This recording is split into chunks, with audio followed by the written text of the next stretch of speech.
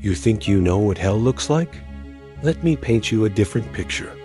Imagine waking up one morning in the summer of 1014, and the last thing you ever see with both your eyes is a Byzantine soldier's face hovering over yours, holding a red-hot iron. The smell hits you, first burning metal, fear sweat, blood. Then comes the pressure. Then the pop. Then nothing but darkness and pain that makes you wish they'd just killed you instead. Now multiply that by 15,000, and you're starting to understand what Emperor Basil II did to Bulgaria. But here's the twist that'll really make your skin crawl. This wasn't some heat of battle massacre. This was calculated, methodical. This was a man who turned human mutilation into performance art, and the stage was an entire empire. Welcome to the story of how one emperor's grudge became 14,900 men's eternal nightmare, and how the sight of it literally killed a king. Because sometimes, death really is the merciful option. Let's set the scene properly, because context matters when you're talking about industrialized torture. It's the early 11th century, and the Byzantine Empire is having an identity crisis wrapped in gold leaf and illusions of grandeur. They genuinely believe they're still Rome, not descendants of Rome, not spiritual successors to Rome, but actual Rome. Constantinople is gleaming with wealth, while most of Europe is still figuring out basic plumbing, and the Byzantines have convinced themselves that God personally endorses their emperor as his representative on earth, which means anyone who doesn't bow down isn't just a political enemy, they literally defying God's will. Enter Bulgaria, stage left, absolutely refusing to play along with this divine comedy. The First Bulgarian Empire has spent decades being an absolute thorn in Byzantium's side, controlling territory from the Danube to the Aegean. And worse, much worse, they're acting like they have every right to exist independently. To the Byzantine mind, this is intolerable heresy, but to our story, it's the gasoline waiting for a match. That match comes in the form of two men whose mutual hatred burns so hot it'll eventually melt the eyes out of thousands of skulls.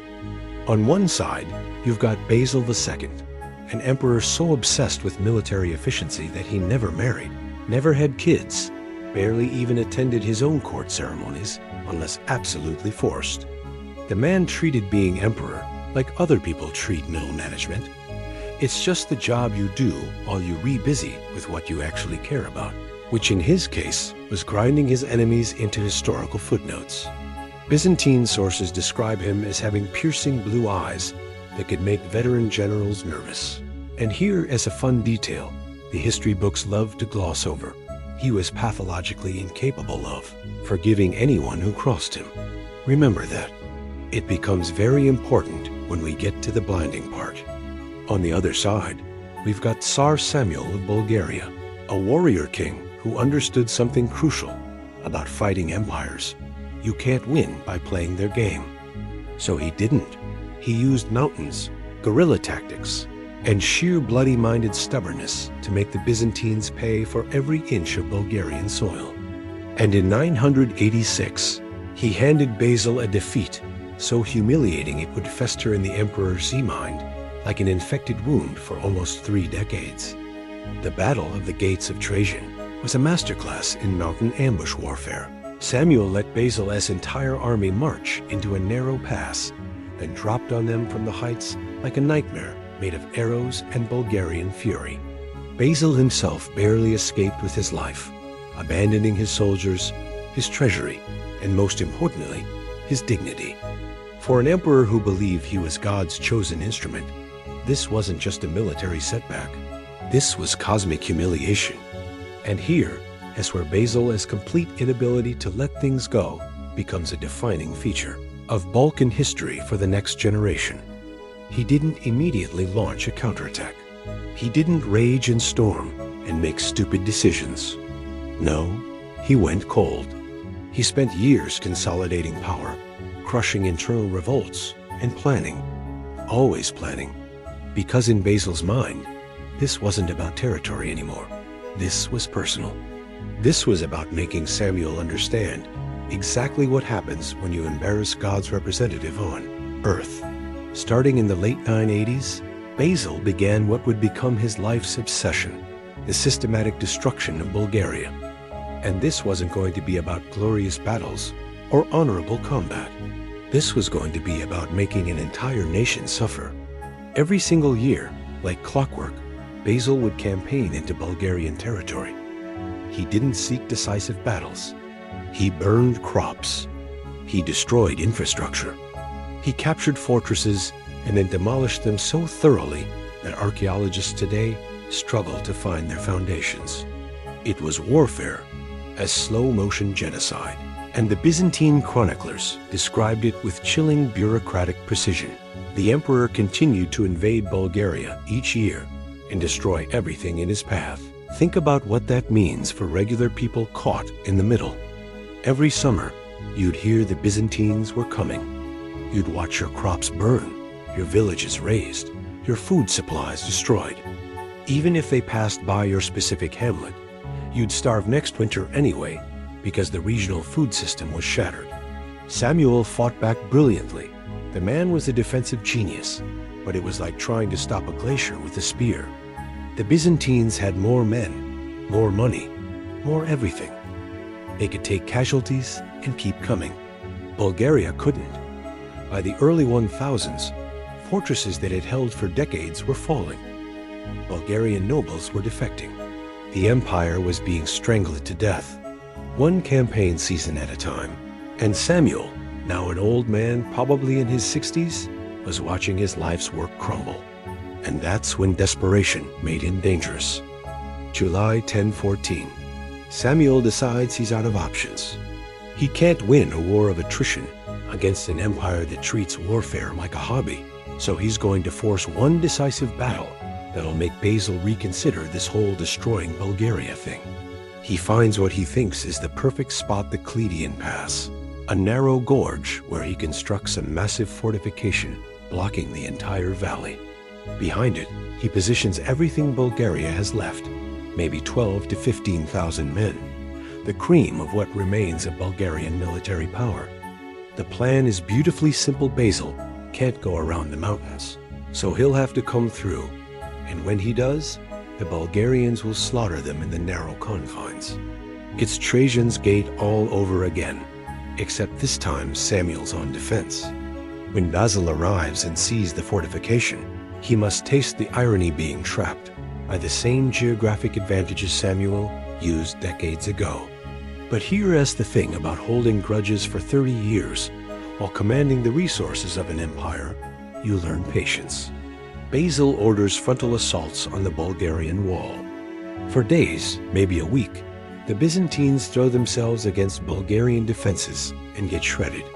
Arrows, javelins, rocks, boiling oil. The Bulgarians are fighting with the desperation of men who know this is their last stand. And the Byzantine dead pile up in front of the fortifications like cordwood. Some of Basil's generals start suggesting maybe they should find another route. But Basil's been talking with one of his best commanders, a general named Xiphias. And Xiphias has an absolutely insane idea. What if they don't go through the pass at all?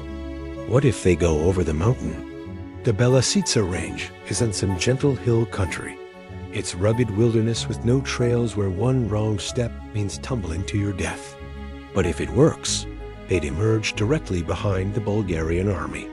Basil gives Xiphias permission to try, and for several days, while the main Byzantine force keeps launching attacks to hold Bulgarian attention, Xiphias leads a few thousand men on a nightmare trek through trackless wilderness.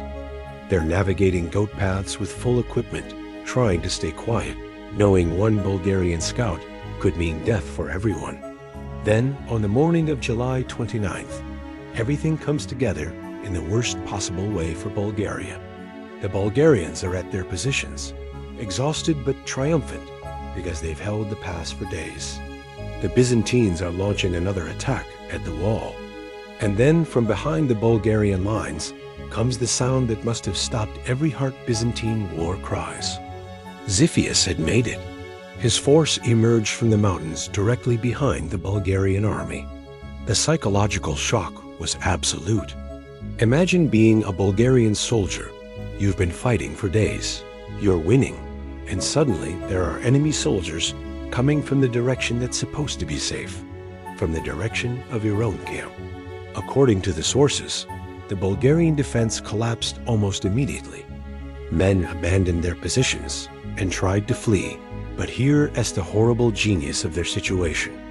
They built that massive wall to keep the Byzantines out, and now it trapped them in. They were caught between two Byzantine forces with nowhere to run. The carefully prepared defensive position became a slaughterhouse. Tsar Samuel himself barely escaped, his son Gabriel fighting off Byzantine soldiers to get him away on horseback. But behind him, his army was being destroyed. Thousands were cut down in the chaos, and thousands more. Byzantine sources claim as many as 15,000 were captured alive. They were disarmed, stripped of armor, and herded together under guard. The battle was over. Basil had won completely. But for the prisoners, the real horror was just beginning.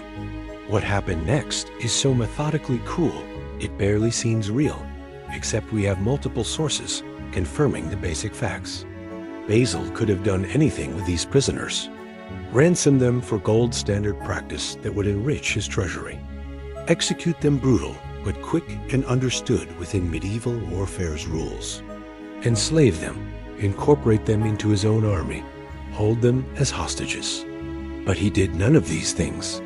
Instead, Basil gave an order that must have seemed incomprehensible at first. The prisoners were divided into groups of 100. Then Byzantine soldiers began the systematic blinding of 99 men in each group. Let's be very clear about what blinding meant in this context, because your imagination might be kinder than reality. This wasn't some surgical procedure performed by physicians. This was probably heated irons or sharp instruments driven directly into eyeballs by soldiers following orders. Some sources suggest they used daggers to pierce the eyes. Others mention cauterization. Whatever the technique, it was agonizing and it was permanent. These men would never see light again.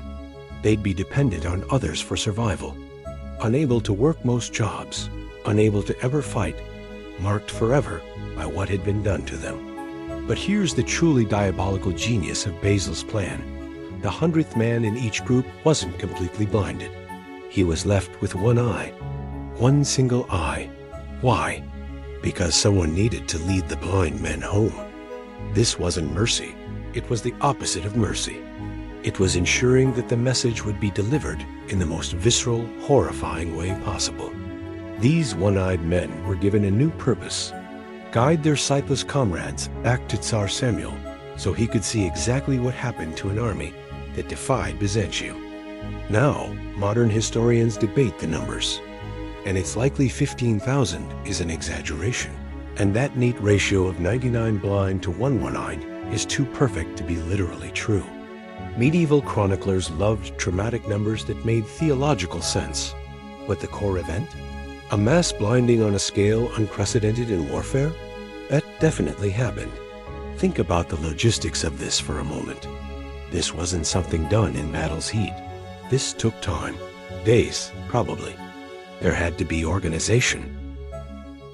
Orders had to be given to soldiers, who then had to spend their days methodically destroying the eyes of helpless men.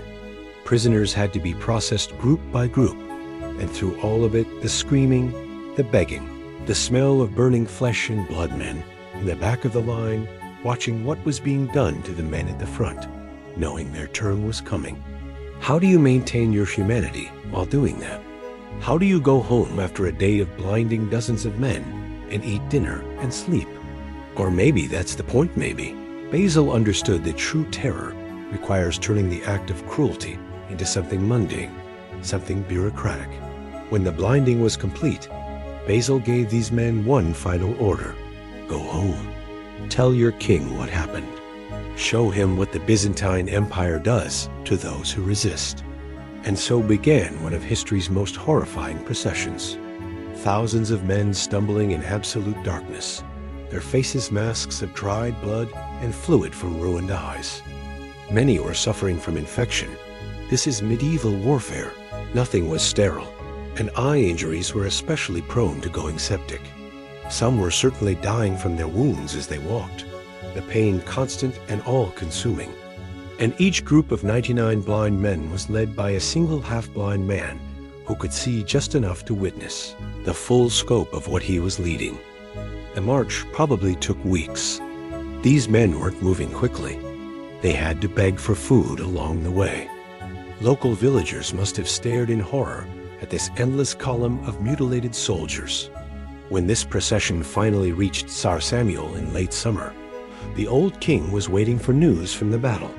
What he got was a sight that destroyed him. According to the chroniclers, Samuel fainted when he saw the thousands of blinded men stumbling toward him. The shock, the grief, the realization that everything he built was finished, these likely triggered a stroke or heart attack. He died 2 days later. Basil's psychological weapon had killed an enemy king without ever touching him. Within 4 years, Bulgaria ceased to exist as an independent state, and Basil earned his legendary title, Basil Bulgaraktonos, Basil the Bulgar Slayer.